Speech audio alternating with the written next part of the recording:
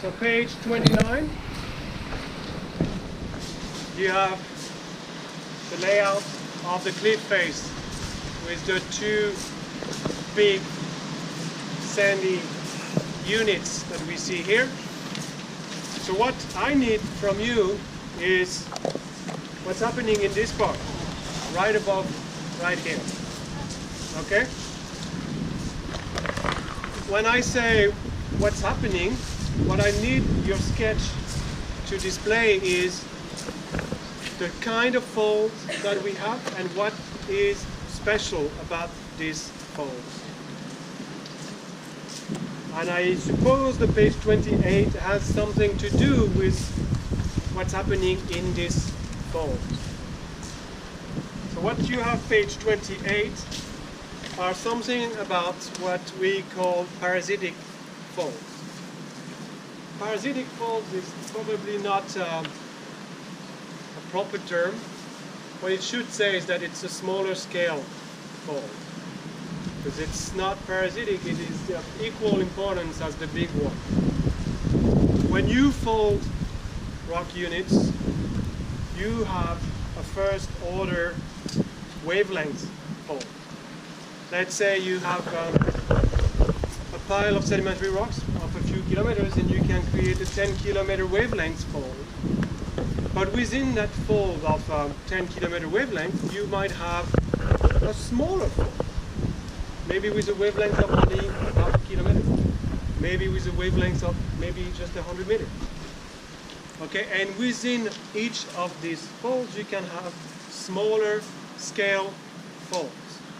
Okay, so you have first order, second order, third order, different style of folds. You must have this in one of the figures. Look at that.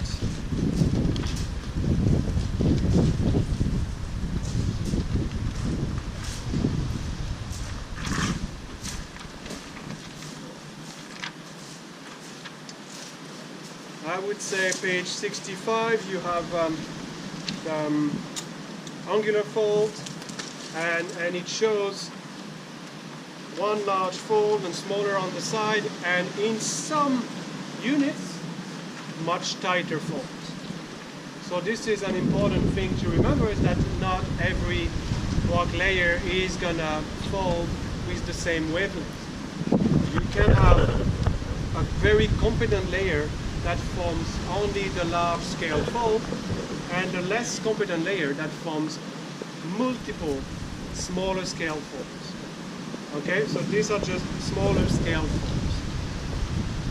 The important characteristic of smaller scale fold is that they are formed at the same time as the big fold. And therefore the axial plane of the small scale fold is the same as the axial plane of the larger scale. What that ends up doing, to go back to our, okay, what that ends up doing is one wavelength and a second tighter wavelength with axial planes that are all parallel with each other. The axial planes of the small folds along the limb of the large fold are parallel to the axial plane of the large scale fold. They're all generated in the same stress field. They all have the same axial plane. Because of that, the folds are going to be on one limb of the large scale fold versus the other limb will not have the same asymmetry. Some will have a short limb and a long limb, and if you're on the other side, they will be mirrored. A short limb and a long limb, but not in the same direction. Okay? So what that means is that if you do not have access to the whole thing, if you only have access to one limb, but you see some parasitic folds, from the asymmetry, you can deduce where is the hinge of the large scale fold. Okay? All you see is the small parasitic folds, and you can tell where is the large scale hinge. And that's one of the questions we're asking of you today. By looking at this cliff, can we tell which way is the hinge of the large scale fold? Okay? Assuming that the folds we see here are not everything there is to see. Assuming that these have some sort of asymmetry, you need to characterize that asymmetry. Which limb of these folds here is longer? Is there a general sense of asymmetry, or are they all the same? Now you see that here we have names for them. You can have Z fold, S fold, they have this asymmetry. However, if you are in the hinge of the large scale fold, then you will not have the asymmetry, but you will still have parasitic folds forming M or W shape. Now, simply based on the attitude of the foliation and bedding here, we can safely assume that we are not in the hinge of the large scale fold. We are in the limb of the large scale fold because bedding and cleavage are pretty close. So, are we in a Z or an S limb of a large scale fold?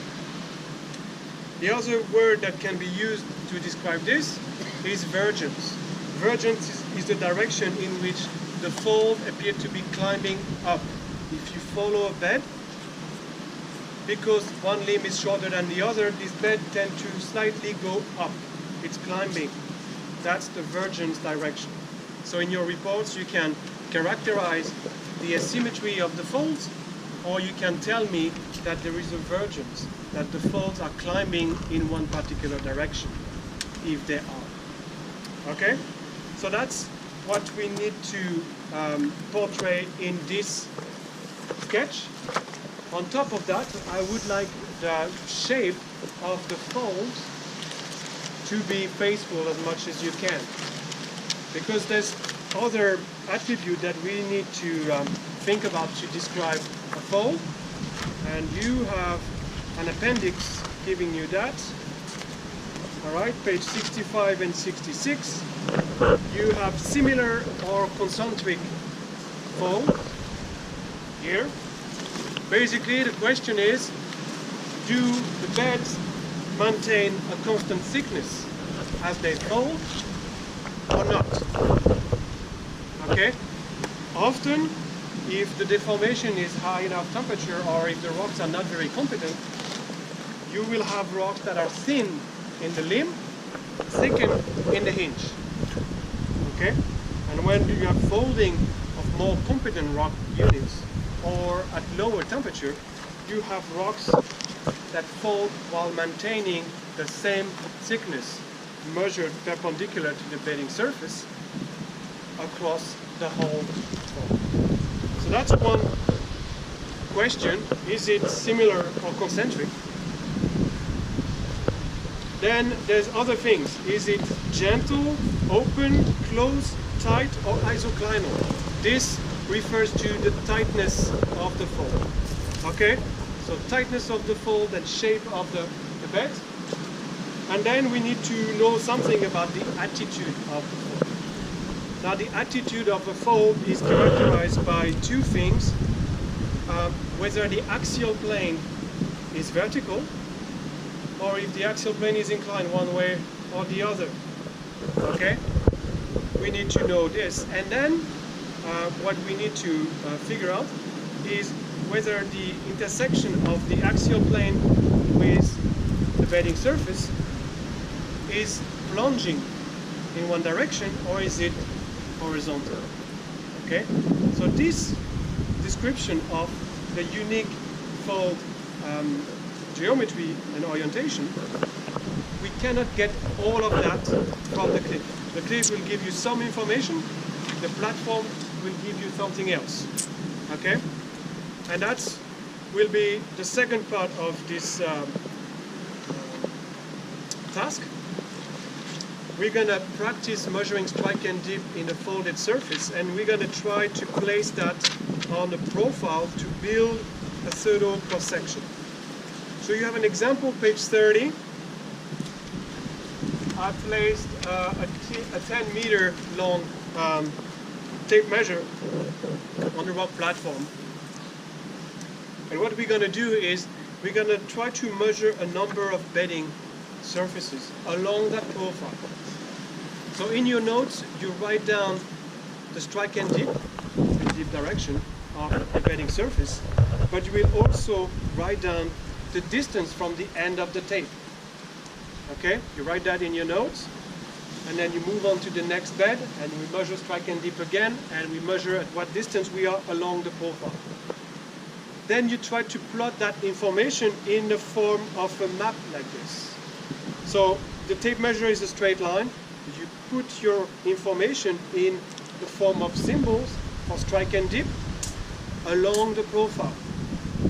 You try to place other information as well, which is where do we find an axial plane of antiform and synform along that profile. You'll see that's where Bill is. They're fairly obvious on the rock platform.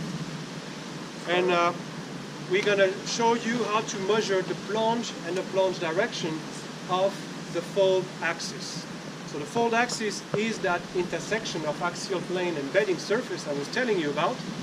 It's a vector, so it has an angle, a plunge angle, and that plunge angle is towards a certain horizontal direction.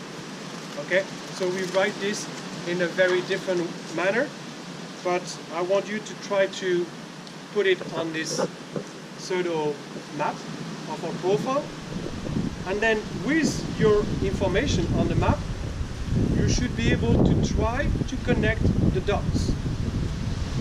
Now, it is challenging because the folds are fairly tight, but there are at least 3 different beds that we can see cropping out a couple of times. So we can connect a few dots. Once you have your bedding strike and dip on the map, you draw them on the cross section. So you draw the horizontal surface, let's make it horizontal. We make a little tick with our measured dip. On the profile, you don't need the strike anymore, okay?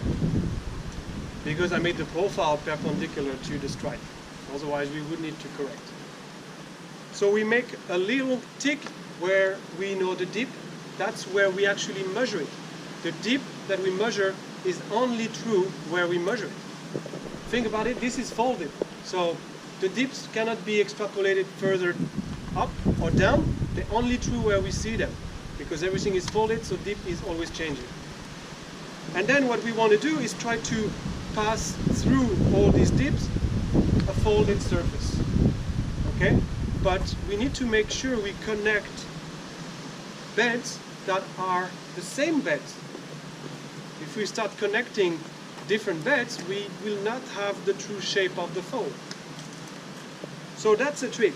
And how you do it? Well, you start from the axial planes of anticlines and synclines.